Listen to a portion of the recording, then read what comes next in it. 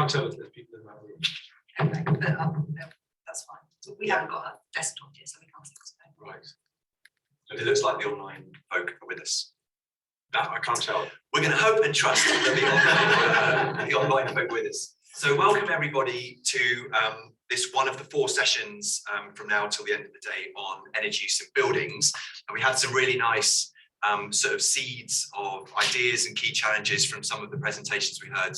He's just had to reboot the computer. Oh. With us in a minute. He's in another room in there, but he knows Oh, okay. happening here. So hold on, wait till the online folk is Just joined give us. it a minute. Gotcha. You start saying this move. Can I? This what?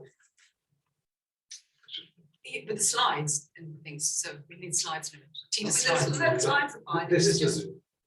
if Phil thinks it's working because he's logged in online, that's fine. I see that slide on Zoom. Okay, he's probably just done that actually. So Oh, it's only in this past second.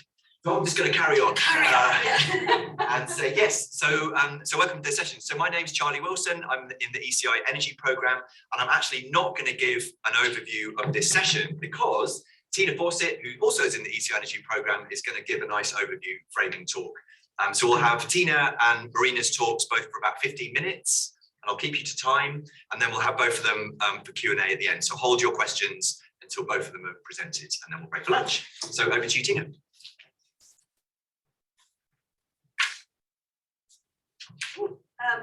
Hello everybody. As Charlie said, I work in the energy programme at the Environmental Change Institute, and this talk is deliberately quite general. It's meant to be an introduction to all the rest of the panel. So some of you will, it'll be stuff that you already know, but hopefully it's a useful start. Right, so just to give a few basic figures, why do we care about energy use in buildings? Well, we care about it because it's a big number. So we've got 2 different numbers here, calculated on slightly different basis. We've sort of got a number for Europe, which is saying buildings are responsible for 36% of carbon emissions and about 40% of energy demand in Europe. And then we've got the sort of UK figure, which says UK buildings are responsible for about 30% of national greenhouse gas emissions. And that would be higher if it was a percentage of carbon emissions only, like the European figure. So essentially, buildings are really important in terms of carbon and energy, as we've already heard in some of the earlier talks. The good news about energy use in buildings is that it has been falling, but probably not fast enough. So the 2 sectors to look here for buildings are domestic, which is the orange line. So this graph goes from 1970 to 2020, and it's about sort of final energy demand in these sectors. And we've got the domestic sector, which is the orangey one, and services, which is the sort of grey one. And those 2 together, they're usually added together and called buildings when you're splitting things out into buildings. Right, and the other things that are not included there are industry and transport, although obviously a lot of industrial stuff happens in buildings, but it's the industry that uses the energy, right? The processes, not the buildings so much. And particularly the orange line from about 2000 and sort of early 2000s, you start seeing a reduction in energy use of about 1 to 2% a year, depending on the year. And the service sector has been fairly static in terms of its energy use. It's gone up a little bit and down a little bit. So in a way that's good. We've proven that despite the massive increase the considerable increase in building area, we've had reducing energy demand. But we need to do an awful lot more if we're going to achieve the sort of demand reductions that Nick was talking about should be possible in this sector. As a lot of other speakers have said, it's a socio-technical challenge. So we're not just talking about the technologies of buildings, and we're not just talking about what people could do either. It's this sort of combination that's so powerful. And if we think about the sorts of things we could do, reducing energy use in buildings and to increase flexibility about time of use so that we can make best use of the renewable electricity that we'll be generating, we can increase the energy efficiency of the heating and the hot water by using building fabric to increase, reduce heat loss, plus heating technologies. We can increase the efficiency of everything else, so the lights, the appliances, other uses of electricity. And obviously we need to think about usage patterns and amounts. So if we want to reduce use and increase flexibility, we think about what temperatures do we have our buildings at and whether that's cooling or heating. But there's much broader forces that sort of inform what we think about comfort. It's not just about individuals and their thermostat. There's an awful lot of stuff going on there if we want to understand what creates demand for certain sorts of conditions and certain sorts of energy uses. And then once we've done all that, then we can supply the remaining energy use with renewable and low carbon sources. Now, unfortunately, we didn't all coordinate our presentation, so you will already have seen this. So this is the graph that Nick showed. So one of the projects I work in is the CREDS project, and this work was done by colleagues in CREDS showing the potential for energy demand reduction. And the one on the blue one on the bottom, the transform scenario, that's the one that has 50% reduction in energy demand by 2050. And it's a really interesting scenario. And what we've got is all the building blocks that could make that happen, but not the sort of policies and how do we get there. So that's work that we still need to do. Because there are some things in the transform scenario that right now would be completely outside the scope of government policy. Things like eat less meat, travel a bit less far, turn your thermostat down. So it's quite a challenge from that point of view to get to this scenario. Is not all about heroic technology assumptions. But the good thing is about doing most of these things, improving building energy efficiency and reducing energy use has got a lot of benefits. But nobody wants to be in a drafty building that's expensive to heat, right? So obviously, if you improve efficiency, you're going to reduce your energy bills, you're reducing carbon emissions. But if you like, the co-benefits people are talking about are normally the other things you get from that, like better health, like possibly better productivity in sort of commercial buildings. The studies showing if people are more thermally comfortable, they work more productively. A big one is health improvement, particularly, of course, for people who are underheated, people in fuel poverty, people who can't afford to be adequately warm or indeed adequately cool. So there's a lot of other reasons we want to improve our buildings. It's not just about the carbon or just about the energy. And then one of the other things we need to do, of course, is change our heating systems. And we've talked, I think, people have already mentioned heat pumps. This is a colleague of ours at UCL, Mike Bell, who's got this project called Heat Pump Chic, looking at attractive pictures of heat pumps. And he's done this thread about heat pumps that look like George Clooney. I mean, makes our work a bit dull. But anyway, so there we are, George. That's the heat pump of the future. But I mean, the thing about heat pumps is they've got fewer additional benefits than something like retrofitting your buildings to reduce energy demand, because it's a sort of an alternative way of heating, but it's not necessarily, it provides sort of constant low temperature heat. So it's a bit different from a gas boiler, but it's not necessarily going to make people more thermally comfortable as a technology. And it's currently quite expensive. So there's quite a lot of, we saw these figures from the Climate Change Committee today of wanting 600,000 of these going into UK homes by 2028. At the moment, it's about 20 or 30,000 a year. It's a huge, huge ask for this technology to ramp up and all the skills and everything else that implies. So that's that. And then the main alternative is using hydrogen instead of natural gas. And there are some sort of pilot projects trying to roll this out in various places, but that's probably it is even further away from implementation than heat pumps, because other countries in Europe actually already use a lot of heat pumps. So it's not, there is a path, that we can follow. I mean, there are countries that don't have, of course, a gas network everywhere like we do, but, so they haven't got that sort of low cost competitor or what was. So that's a sort of challenging thing. What heating systems are we going to use and how are we going to get them in place? There's also, as we mentioned, the other appliances and lighting and other products. So as we know, we've left the European Union. This is an energy label. It used to have like a little European, blue flag with the stars on. Now it's got a UK flag, so hooray. But otherwise, so far we're in the same system. We're in the same regulatory system. But of course, that can change. And are we going to? There was some talk about using that the UK would use this to go further in terms of efficiency and produce a responsibility around materials and things, but we don't know yet what's going to happen. And so that's sort of a good.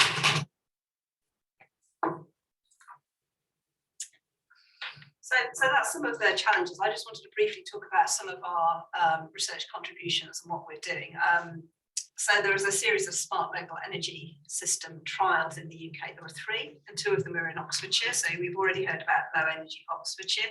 The other one is Energy Super Hub Oxford, which I and Sam Hampton, who's in the room, and colleagues from engineering are also involved in. And Sam's going to be talking about this later today. And the other one is in Orkney. And the picture there is a picture of a borehole being drilled for a ground source heat pump. This is in social housing in Oxford. And this is, Sam's been working with some of the tenants there to find out what their experience is of switching to this new heat pump system. So you'll hear more about that later. Another thing we're involved with is there a sort of UK research funded network. So we're involved in a network for decarbonisation of heating and cooling. And that's working with various universities across the UK to run seminars, have small amounts of funding, sort of encourage early career researchers. So there's these kind of network things happening. And if you're interested in heating and cooling, if you have a look on the website, you'll see, there are sort of quite regular webinars and things coming up which are useful. And just, again, this is just to say, look at what we're doing. Another big project many of us are involved with, the CREDS project, which Nick has already introduced. And I was just did a snapshot of the web page on the theme that I lead, which is on policy and governance. And you can by briefly looking at the words, you can see we're doing quite a lot of interesting things. So one of our colleagues at Lancaster did this thing about adding another layer of future for clothing and heat demand reduction. So thinking quite ambitiously about different parts of what creates demand for heating. And then we've got, again, something Sam is also involved with, helping to support a new SME, a small and medium enterprise and sustainability research network. So lots of stuff, lots of different stuff going on, coming at the problem from different angles and picking different bits of it. So, question to the audience. Have we got the policy in place to radically reduce energy demand and switch to low carbon energy? Obviously, I think some people earlier may have let the cat out of the bag on this one. But this follows the rules of newspaper headlines. If you ask a question in a headline, the answer is always no. So, no. Sadly, no. But I think, obviously we're hoping to provide some better options. So the sort of thing that we're doing, some of the things we're doing in the energy team include all of these sort of new ways of looking at policy, understanding institutional arrangements, looking at governance of energy use, who decides things, looking at new business models, new markets. So there's a lot of, we're doing a lot of work to try and help provide some better options. And I think if we just look at, it's already been alluded to, obviously, this crisis that we're in at the moment. And if we just look at the International Energy Agency, they've got a 10-point plan to reduce EU reliance on Russian gas. And 3 of their points on their 10-point plan are specifically looking at energy demand reduction, focusing on buildings. So one's about more heat pumps, replacing gas boilers with heat pumps. One is about encouraging a temporary thermostat reduction, so turning the heat down if you're warm enough, and accelerating energy efficiency improvements in buildings. And actually another one of them, Action 10, actually talks about pricing, I think. Yes, electricity price signals, unlocking flexible demand, so talking about time of use pricing. So even these kind of fairly historically supply side organisations are starting to look to demand side solutions, which is important, and it's like about the role of CREDS in doing more work to accelerate this sort of thinking. So what are my conclusions? There's a lot to do, and it won't be easy, as we know. It's a huge challenge. But I think one of the really positive things is there's going to be a lot of positive benefits from doing these carbon reductions and energy reductions in buildings, particularly on the efficiency and building insulation side. And we do know how to do a lot of what is needed technically, and there'll be good practice examples all over the place that we could point to and go, well, if we did it like this, we could really get to these savings that we need to.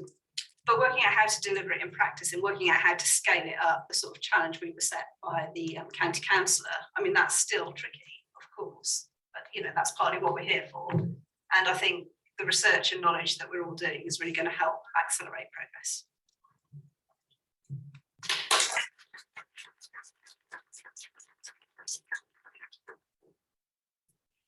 Thanks, Tina. So just to say quickly before Marina comes up, to those of you hopefully who are listening in online, we don't have a way of seeing you or seeing your questions, but if you tweet your questions using the hashtag OxEnergy2022, we will have someone in the room who can relay them to Tina and Marina after they've both talked. So Marina, over to you.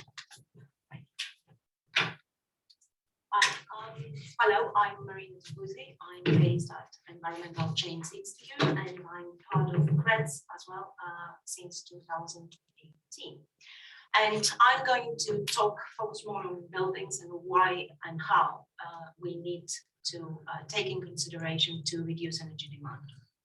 So I think you heard and you've seen these figures from the plenary. Tina also introduced. To get that challenge of the net zero right, we have around 30 million buildings that they are responsible for 30% of the greenhouse gas emissions, and most of them is coming from heat, and most of these are 17% is coming from the domestic sector. It's also another fact is that we have a quite inefficient building stock and a large number of hard to treat buildings, and still 85% of the properties are connected to the grass grid. So the challenge is quite big. We heard at the plenary session that there are a series of strategies towards net zero. Different policies that promote clean growth and towards the energy efficiency of businesses, industries, and the domestic sector. And in 2021, a year ago, the government also set new targets for the domestic energy efficiency, a reduction of 75 to 80% compared to the current levels. And as Tina mentioned, we have a reduction. That's the good news. It's not enough, but it's good. So there has been a 50% reduction from the domestic sector since 2000. And where these emissions are coming, of course, they are coming. The reduction is a reflection of improving our energy, our building stock. And our building stock, we have hard to treat, quite leaky from all over roof, windows. It's the building fabric. But there was a reduction of demand in terms of gas and electricity, 16 and 14% since 2005. So that's a positive thing. And what is important to understand is that every building is different. Every building is quite unique, and there are a lot of factors that contribute in the energy use. First is the building fabric. Second is the services, and is the heating, cooling, and ventilation. And the last thing is occupants. It's how we are using, how we interact with technologies.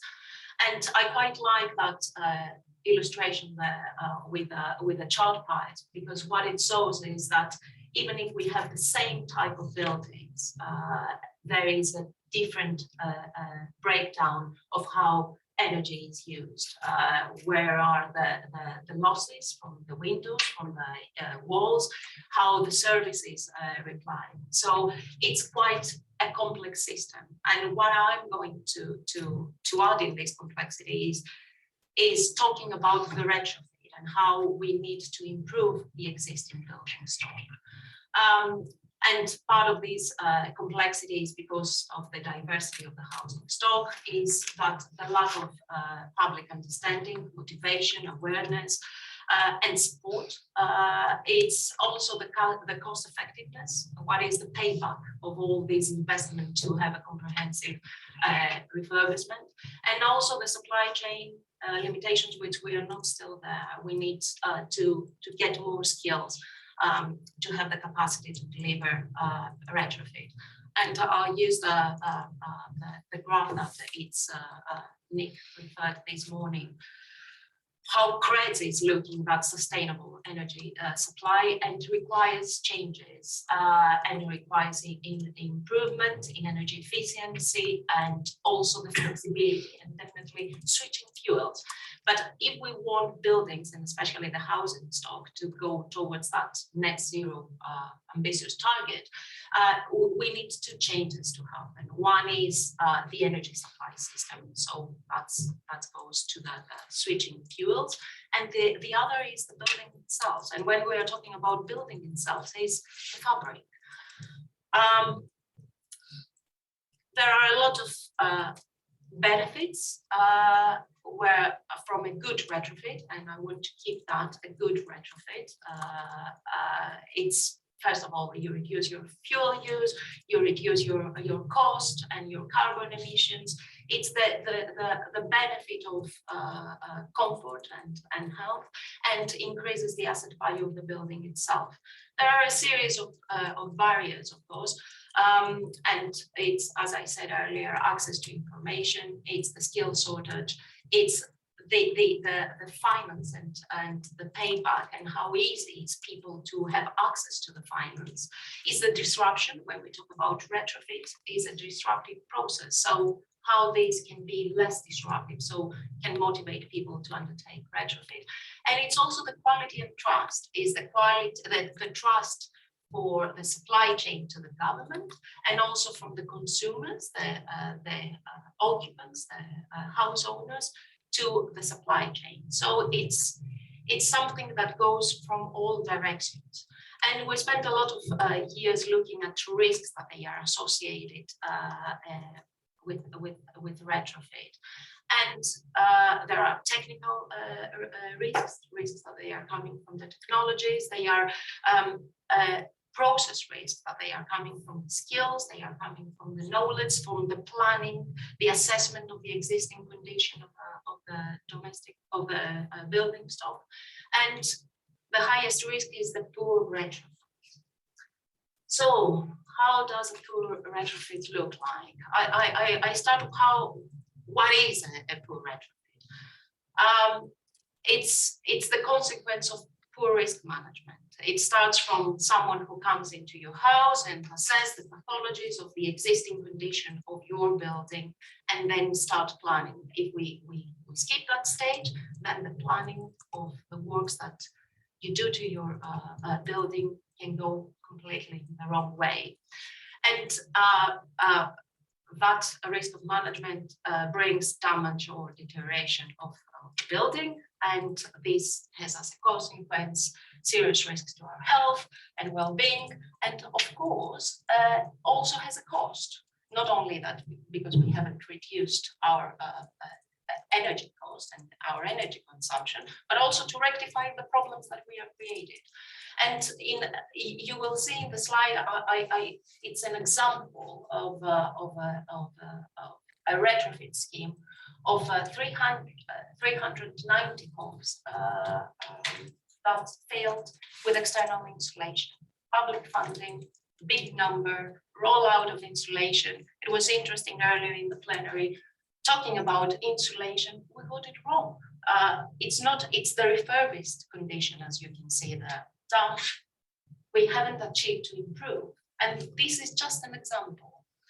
So that's the risk of retrofitting, but not at good quality. So we talk about technologies, and we talk about the heat pumps, and we talk about photovoltaics and insulation.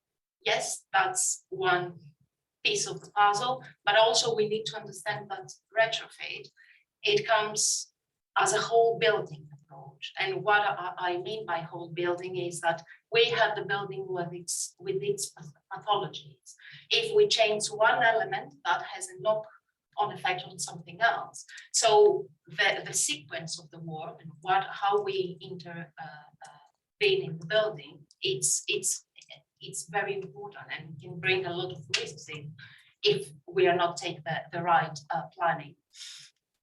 And it's also the fabric first. If we have heat pumps and we don't insulate our building, it's not, we have properly insulate and have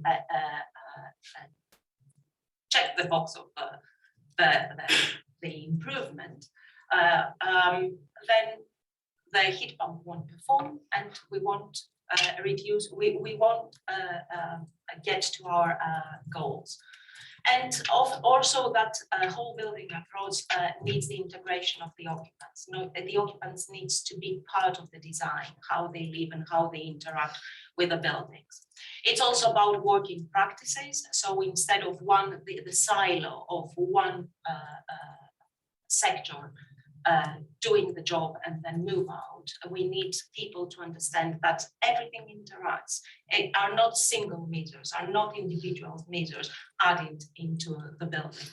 And it's also the business process. And we need new business model that take the householder, the homeowner from the first step of assessment until the end. There is a customer service that needs to be provided after the delivery of the project. And there is a government, a couple of years ago, there was a government funded project for the local supply chain, and we had six demonstrator projects, including one in Oxford. And the aim of these, the common thing that they had, the 6 demonstrator projects, was that they they developed a business model as a service to the homeowners, so they can take step by step all the retrofit process. And within these projects, they tested new retrofit standards, or the new roles, new skills. And the aim of that, it was to scale up the quality, because the standards that are there, the PAS 2035 for retrofit, is focusing on the quality of the retrofit. So the ways forward, we need to shift focus, and in order to improve the building stock, it's not enough only at speed and at scale, is of a good quality. Whatever the intervention is, whether it's installing a heat pump or making our building airtight, it needs to be of good quality. And that requires a policy continuity and financial incentives that they mix match each other. We don't have that gaps of what is happening now, which standards, where can I get some funding to do retrofit works. And from the shift of focus needs from quantity, how many houses being insulated, goes to the quality of work. The minimum building regulation standards needs to be, we need more ambitious building regulation standards, or the existing one, as I mentioned earlier, of the past, needs to become more mandatory and facilitated through funding. We need to learn from our failures. We are missing that feedback loop. If that wall insulation went wrong, what was the reasons and how we can learn from it?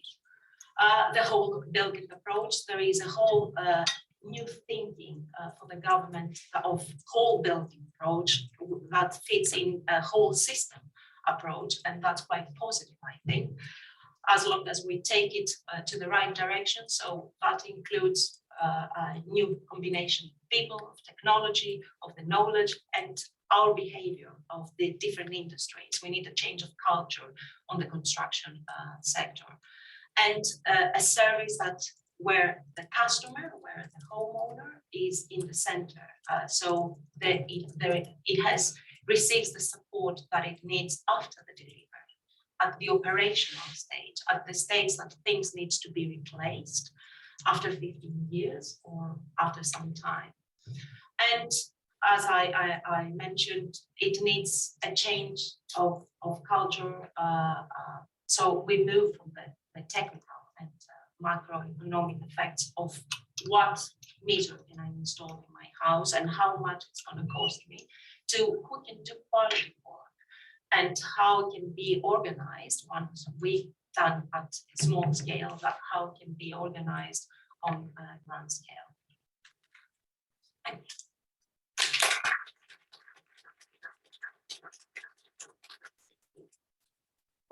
I'm sure to do this. Do you want to just both come to the front? It's a bit awkward, but we'll all stand here. So we've got so just over a quarter of an hour for some questions before lunch. Is someone looking at Twitter? Can someone read if there are any questions coming through If you're listening on Zoom, do post any questions on Twitter and we'll relay them to Tina and Marina. So I'm going to abuse my position as chair to ask the first question, but then do please come up with yours.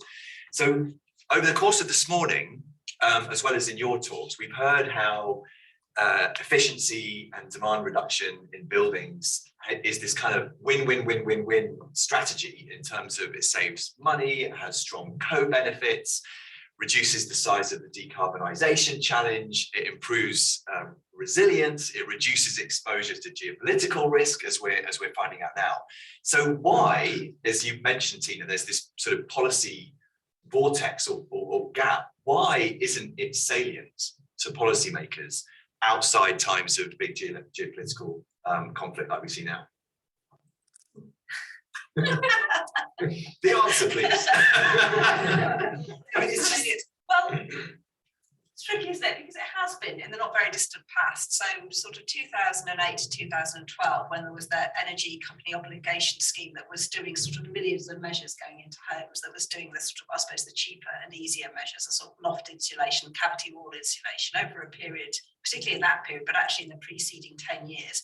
It was a major piece of policy that was, is partly responsible for that drop in energy use we've seen. And the other big thing was the sort of mandatory minimum standards for gas boilers. So it has been important. And then there was this kind of shift of thinking that, hang on a minute, these people who are able to pay, they should pay. So we're going to change that major bit of public policy and focus on people in fuel poverty and do much fewer measures in more vulnerable households. But then the sort of able to pay policy failed very badly. And nothing has really been put in its place. There's this sort of, it's that argument, well, if it's in people's interest, they'll do it anyway, and we should only need to nudge them a little bit. And as Marina explained, there's so many barriers. Actually, that's just not good enough. That's not good enough to get the system to change. So I think partly, it's ideology, it's partly a sort of, a mistaken understanding of what it would take to scale up, I think, and resulting in policy failures and sort of, inertia. But I mean, Nick might have something to say about that. I just think that was brilliant summary, Tina. Okay.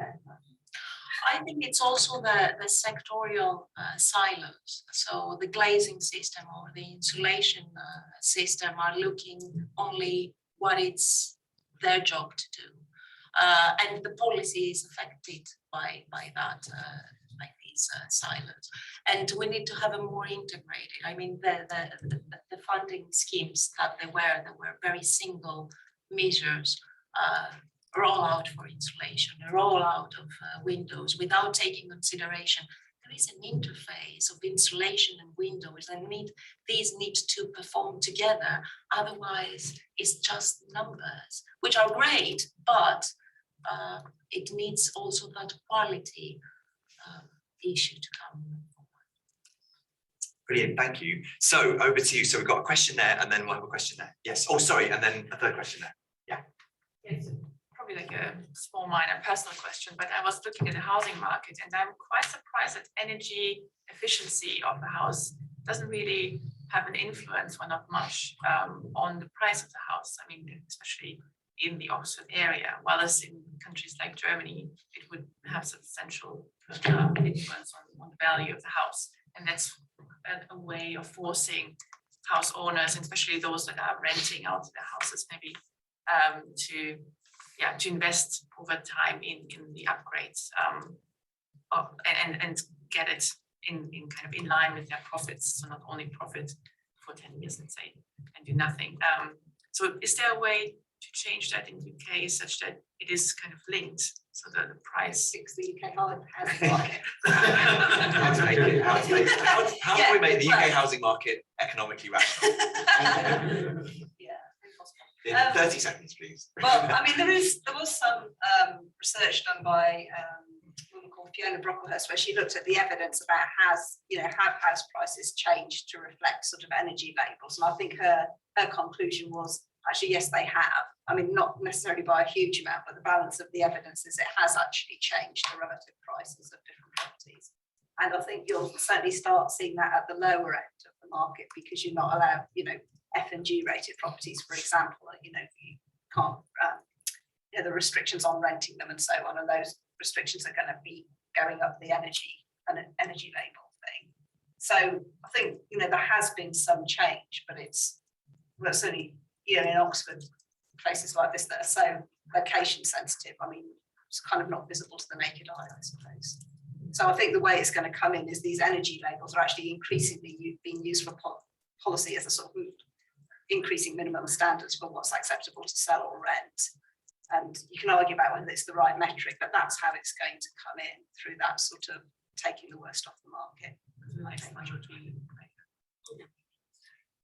Brilliant. We'll come over to Phil and then back over here. Just for the benefit of our online colleagues, just say who you are so they can hear.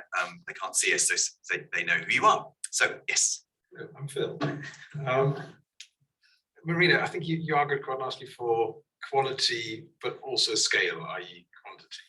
I just wondered how those two could help each other, because the scale that we need is really quite dramatic when we're talking 20 million buildings plus that we want to deal with. And if, you know, I totally take your point that every house is different. And that slightly reminds me of nuclear power stations. They're all different and they're all really expensive. And if you look at something else like PV, they're all the same and they're really, really cheap and they get cheaper. So is there anything that we can gain from scale that can actually help to make this cheaper? And what I'm specifically thinking about is, you know, EPC assessors going individually into every building, which is really expensive, time consuming, laborious, and other things that we can do at scale when we learn things that just, you know, drive the costs down. Notwithstanding that, of course, every home is very individual. Yeah, there are the EPCs is one way, and you are absolutely right. We need to get it right from the first step. It's like we have a patient with its own pathologies. If you don't go to examine the patient, how are you going to give them medication, right? But you can generalize sometimes. There are new ways of doing surveys, and I think the cost will start getting, if it becomes like a service, it will start getting down. So thermography is one way, but all these are very high cost. It's to build the demand. People, first of all, they need to understand that they need an EPC or a more detailed assessment and go towards that end. And that will save them money if they cost it, if they go through that way. But we need to build the service. And the reason that I put this 6 demonstrator project, it was because exactly they explored a business model that different business models actually, that it was looking how this service, how can become quick and cheap and provide all the information. But we need to learn from these demonstrator projects. So there are apps, there is future there is, the technology is there. It's how we can integrate it into a service that supports customers.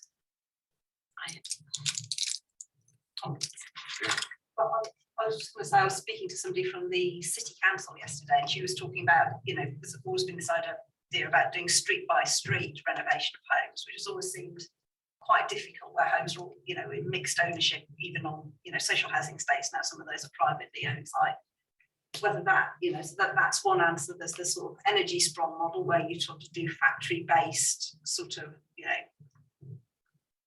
try to do it like that. You sort of manufacture off-site sort of external installation of various elements that you bolt onto your existing buildings. But that's not cheap at the moment, of course. I mean, the idea is it will become cheaper and you can use some of those techniques to make what you need to do cheaper. And I think, yeah, I wonder about the cost, because, I mean, does anybody ask that cost about how can we make, you know, kitchen extensions cheaper? I mean, or how do we make loft extensions cheaper? I mean, that's not the question people ask, is it? So if you're able to tie the, you know, environmental characteristics of your house more to the capital value of your house, maybe that it doesn't make it cheaper, but it makes it more, you know, people can justify it in that bit of their brain where they're going, well, it's got to pay back in a way that we never do when we talk about new kitchens. It's got to pay back, you know. Which kind of nicely brings us back to the question about the rational housing market. Yeah. But yes, we had another question there. Oh, sorry. Can I add just sorry. last thing? If we are going to a doctor to find what is our problem, health problem, we don't ask who is the cheapest doctor, right? So that's it's. Which is a good model. Sorry, yeah, sorry. Okay, I'm Radhika. I have a micro question after Charlie's meta question. Just, you were talking about heat pumps and you were saying how they're expensive and it doesn't really, there's not much difference with the low energy retrofit. Could you just talk about that a little bit more? Okay, so I suppose so a lot of my research and working with Marina and other people has been focusing on doing building retrofit, and we've got a good set of arguments about why you might want to do that, even apart from the energy saving benefits. And I was thinking about, but also heat pumps are, I think the Energy Saving Trust has said the average cost is 10 to 12,000 to install one compared to 2 to 3 for a gas boiler. And the running cost might be a bit cheaper if you've got the right tariffs and so on, but it's not, it depends.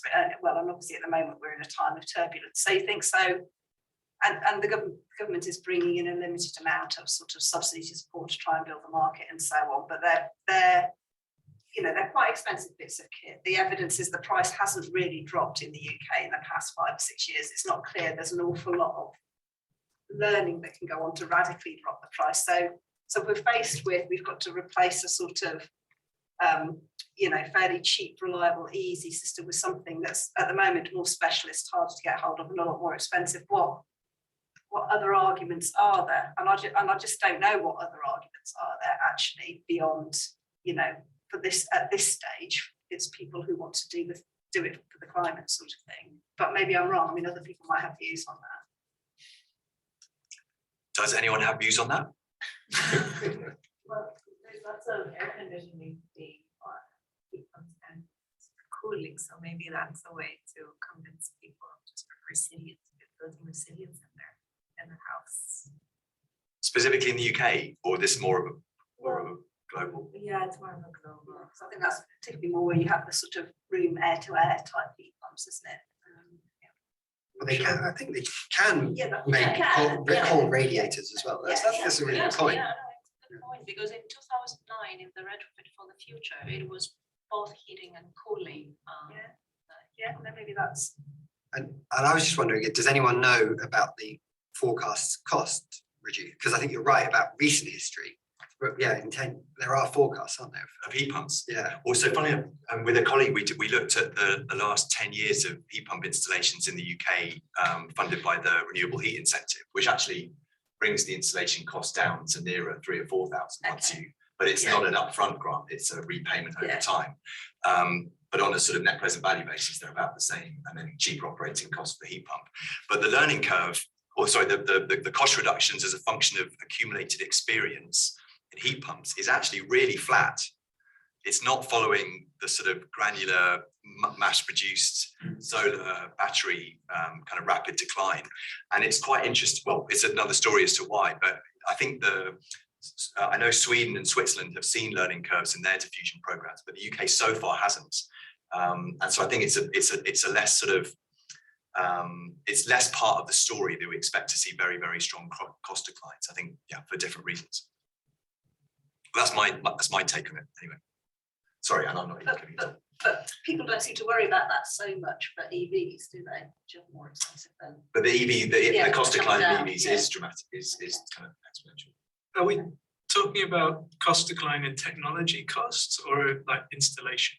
Because I see the installation bit as being the key.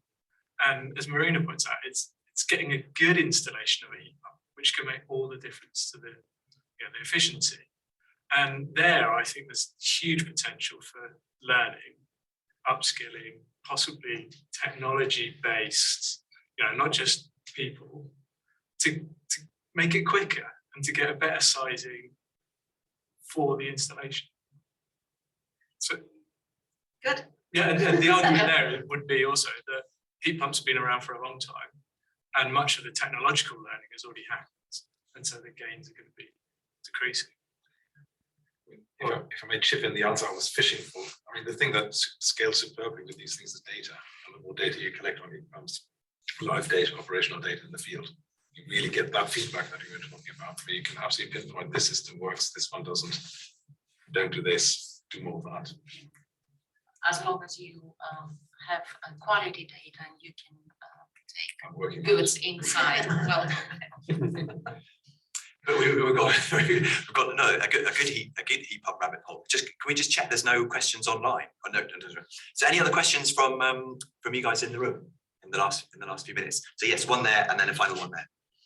Very quick one. Hopefully it's not out of scope of the talk. I was just wondering how the energy use phase in buildings, how does it compare with the pre-use, the construction and possibly the deconstruction of buildings? How does that compare? And I was just reading recently about a bill presented to Parliament to make embedded carbon emissions mandatory for new buildings in the UK. So I was just wondering, what do you think would be the barriers of that? Rena, do you want to start on that one? The first part, at least the first part of that one. Yes, embodied energy is complex. And especially in the retrofit, that's why in many standards, it's the issue that you don't know where to start and how to deal with it. It's important, but I don't really have an answer.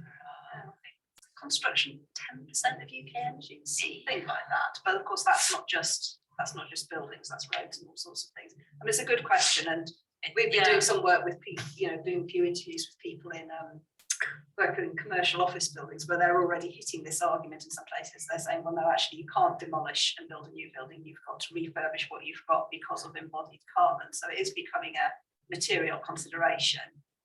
Particularly, I think in London, they're starting to hit planning problems about, planning demands that's taken into account.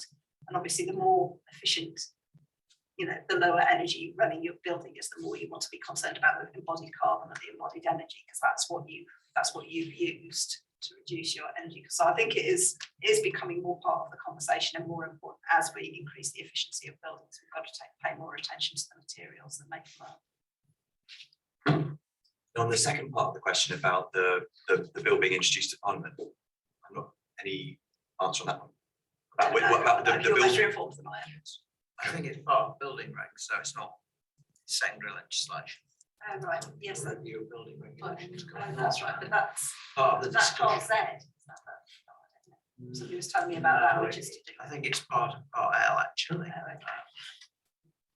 I think the other point I'd make is that there probably is a difference between commercial buildings where lifetimes can be quite short and homes. So the projected lifetime of a British home, given that we knock over about 0.1% of the stock every year, is 1,000 years. So if you spread the embodied carbon of construction over 1,000 years, it's actually relatively small. And that's maybe not the right way to do it, but it's a sort of interesting insight. Yeah. The latest figure we looked at was 0.02%. Okay, right. Okay, 5,000 years. Our colleague from Oxford County Council this morning, who said that the new build programme slated for Oxfordshire would max the whole budget to 2050. Wasn't he talking about embodied carbon? Yes. That wasn't. I don't know. He may have been talking about people living in homes as well. Total lifetime. Right. So we have one final question in the room, and something just flashed up on the screen, which I'm not sure what it was a tweet, but maybe we could just double check while we have the last question from there. I just wanted to ask how much of what's discussed, let's say, in this room is then like translated to like the everyday person, let's say, because I talked to my gas boiler installation person. I'm renting, so I didn't have any choice of like heat pump or not heat pump. But the gas boiler broke, and then he just said, "Oh, it wouldn't be efficient in a energy building which is classed D." And is this a misconception, or is this true? So would heat pumps would more make sense if it all comes as a package of actually insulating your house first and then installing a heat pump? And is this maybe the drawback that we are seeing actually in the curve, that it's not going exponentially down because it's not installed with the capacity, because it kind of waits for the whole package to come together? I mean, I think that's a good question. And I mean, until quite recently, I think people had been saying unless the building's quite well insulated, the heat pump will struggle to deliver the right level of comfort. I mean, people now are making the argument actually, you can use heat pumps even in quite inefficient buildings. It might not be a very sensible thing to do, but actually they can deliver the heating that you want. But that's sort of seems to be a bit of an ongoing debate in the sort of heat pump installation community, such as they are, about what are the limits to that. In terms of does our research get out into the real world? I mean, we've quite recently done some work with the Federation of Master Builders, which was all about retrofit and skills and businesses and what they need from government and what the building trade can deliver. So we do try to make our research sort of does have contact with the real world. And that's kind of the point of quite a lot of it.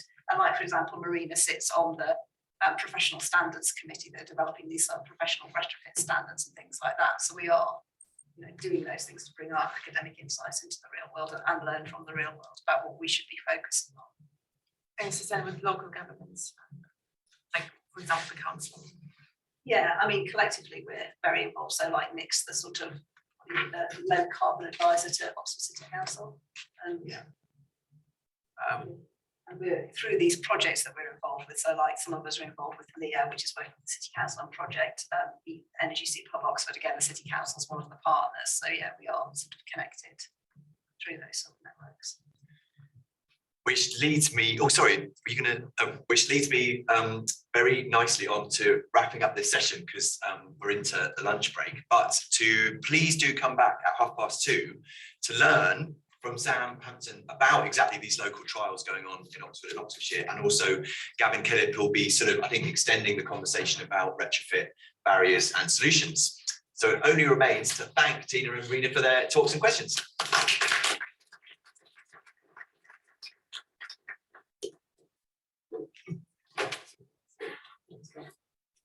So I think if you write in the chat, it flashes up on the screen. If you put something in Q&A, it goes nowhere. So somewhere there must be someone with Zoom power to pick those up. We don't have No, as a participant, you can't see what else is there, or what's been asked, or what's been chatted. Not really chat. Well, it's sort of like